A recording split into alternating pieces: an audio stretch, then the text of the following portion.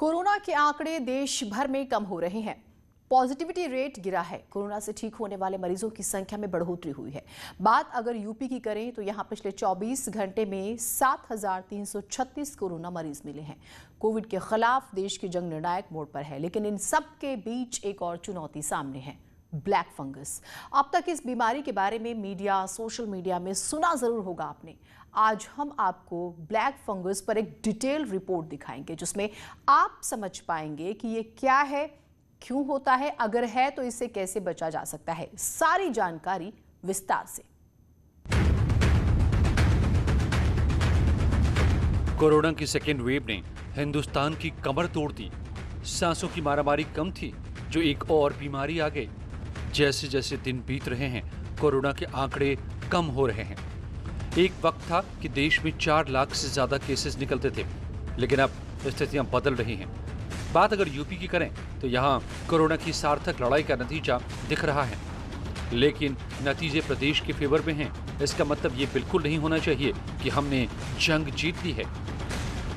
UP के साथ साथ देश में कोरोना के अलावा एक और बड़ी चुनौती उभर कर सामने आई है, ब्लैक फंगस। मेडिकल साइंस की भाषा में म्यूकरमाइकोसिस और हिंदी में श्लेष्मा रोग। कोरोना से जैसे जैसे लोग ठीक हो रहे हैं, वैसे वैसे ब्लैक फंगस के मामले सामने आ रहे हैं। बात अगर यूपी की करें तो कानपुर और मेरठ ये 2 ऐसे जिले हैं जहां ब्लैक फंगस के कई मरीज मिले हैं। कानपुर में 50 से ज्यादा लोग ब्लैक फंगस की चपेट में आ चुके हैं। कानपुर की हालत ये है कि ब्लैक फंगस के इलाज के लिए एंटी फंगल इंजेक्शन मिलने में लोगों को परेशानी हो रही है। इलाज क्या हुआ इनको? तो क्या इलाज वगैरह? जो इंजेक्शन है टैबलेट है वो मिल नहीं रही है। क्यों? यहाँ उपलब्ध नहीं और मार्केट में भी सब घूम घूम कर परेशान होते हैं। कानपुर में ब्लैक फंगस का इलाज अलग अलग अस्पतालों में चल रहा है। हालांकि दवाओं की शॉर्टेज को लेकर मेडिकल स्टोर वाले कहते हैं कि ब्लैक फंगस की दवाइयों की कमी है, लेकिन ज्यादातर दवाइयाँ उपलब्ध भी हैं। ब्लैक फंगस की केवल एक दवा बाजार में इस समय कुछ शॉर्ट है और बाकी ब्लैक फंगस की कई अन्य दवाएं हैं जो बाजार में पर्याप्त मात्रा में उपलब्ध हैं। एक दवा एम्फोट्रोफिन B50 mg है, वो 1-2 दिन में आने की संभावना है। अभी बाजार में कम मात्रा में उपलब्ध है और बाकी जो अन्य फंगल की दवाएं हैं वो बाजार में पर्याप्त मात्रा में उपलब्ध है। एंटी फंगल इंजेक्शन जिस तरह से धीरे धीरे बाजार से गायब हो रहा है, इस पर वक्त रहते कदम उठाने की जरूरत है, वरना हालात रेमडेसिविर जैसी हो सकती है। कानपुर मेडिकल कॉलेज के प्रिंसिपल ने बताया कि यूपी सरकार ने 100 एंटी फंगल इंजेक्शन दिए हैं, जिसे जरूरत पड़ने पर मरीजों को फ्री ऑफ कॉस्ट दिया जाता है। आज पेट में इस समय 4 पेशेंट हैं। एक की बायोप्सी हो चुकी थी, जिसका ब्लैक फंगस पॉजिटिव आ गया बायोप्सी से, और 2 की बायोप्सी चल रही वहाँ पर, और तीसरा भी जो चौथा एडमिट हुआ है। तो इनको लेके हमारे पास टोटल अभी 4 पेशेंट हैं।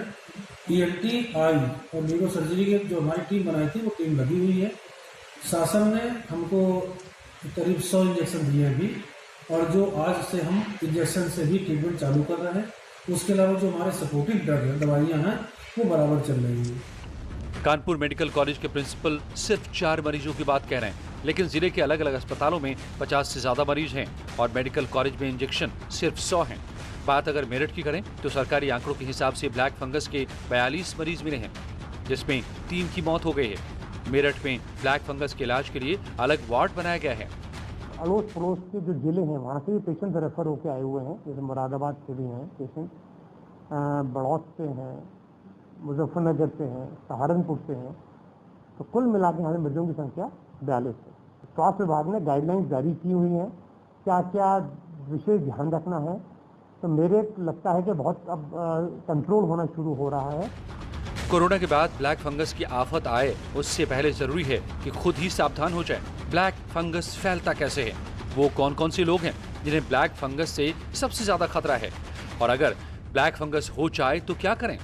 इन सभी सवालों के जवाब जानने के लिए हमने सीनियर सर्जन सुरेंद्र सकलानी से पूछा, तो उन्होंने बड़े ही आसान शब्दों में ब्लैक फंगस की पहेली सुलझा दी। ब्लैक फंगस हर उस व्यक्ति को हो सकता है जिसके इम्यूनिटी खत्म हो जाए, जिसकी शरीर कमज़ोर हो जाए और वो बहुत दिनों से कोविड में पड़ा हो, ऑक्सीजन चढ़ रही हो, और ये वायरस, ये फंगस जो है ये शरीर में भी मौजूद रहता है, मगर जब आपकी इम्यूनिटी ख़त्म हो जाती है, आपका शरीर जो है वो कमज़ोर हो जाता है, तब ये उस पर अटैक कर देता है और तब ये पनपता है। डॉक्टर सकलानी कहते हैं कि ब्लैक फंगस कोई नई बात नहीं है। अगर बॉडी का इम्यून सिस्टम कमज़ोर होगा तो ब्लैक फंगस मजबूत हो जाएगा। इसलिए ज़रूरी है कि खाने पीने का ख्याल रखें। ब्लैक फंगस की चपेट में कोविड से ठीक हुए लोग जल्दी आ सकते हैं। साथ ही सबसे ज़्यादा वल्नरेबल वो लोग हैं जिनका शुगर लेवल मेंटेन नहीं होता, यानी अगर आप या आपका कोई करीबी शुगर का मरीज है तो उसे खास एहतियात की ज़रूरत है।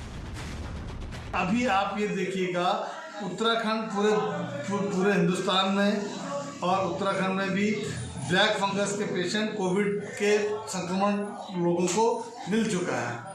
और यह फंगस जो है तभी होता है जब हम स्टेरॉइड की मात्रा बढ़ा देते हैं और ऑक्सीजन जो है उसको जो चल रहा होता है और वो मरीज जो है भर्ती रहता है, कोविड का मरीज, और उसका जो है स्टेरॉइड डायबिटिक हो और उसका शरीर जो है बहुत कमज़ोर हो गया हो, तब ये फंगस जो है उस पर जो है संक्रमण करता है। लखनऊ के SGPGI के डॉक्टर अमित कहते हैं कि भले ही आप कोरोना को हरा कर लौटे हैं, अगर आपकी बॉडी में शुगर लेवल मेंटेन है तो फिर ब्लैक फंगस का खतरा कम है। ब्लैक फंगस और इसके प्रभाव को समझने के लिए इसे 4 स्टेज में बांट लीजिए। स्टेज 1, ये फंगस की शुरुआत है जो नाक से होती है। इसमें वायरस नाक में ही रहता है। स्टेज 1 में ब्लैक फंगस के लक्षण में जुकाम, नाक बंद हो जाना, नाक से ब्लड आना, दर्द, चेहरे पर सूजन और कालापन आना। स्टेज 2 में फंगस नाक के साइनस में पहुंच जाता है। आंख की एक नस साइनस से होते हुए ब्रेन में जाती है, इससे वो भी ब्लॉक होती है। स्टेज 2 के लक्षण, आंख में दर्द बढ़ता है, आंखों में सूजन आना शुरू हो जाता है, साथ ही आंखों की रोशनी भी कम होने लगती है। स्टेज 3 में वायरस आंख के अंदर चला जाता है, साथ ही फेफड़े में भी जा सकता है। स्टेज 3 के लक्षण, आंख हिलती नहीं है, बंद हो जाती है, जिससे दिखना भी बंद हो जाता है। फेफड़े में जाने पर खांसी और जकड़न जैसी समस्या हो सकती है।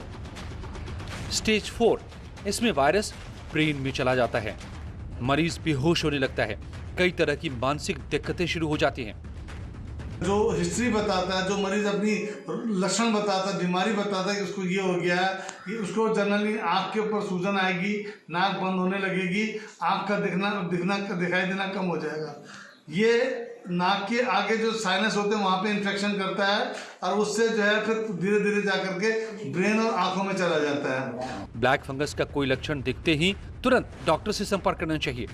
ENT स्पेशलिस्ट डॉक्टर की सलाह पर ही ब्लैक फंगस की दवाई लेनी चाहिए। ब्लैक फंगस में एक भी लापरवाही जिंदगी पर भारी पड़ सकती है। यूपी के सभी सरकारी अस्पतालों में ब्लैक फंगस का इलाज मुफ्त है, इसलिए जरूरत सही वक्त पर सही जानकारी की है। अगर वक्त रहते डॉक्टर के पास पहुंच गए तो ब्लैक फंगस को हराया जा सकता है।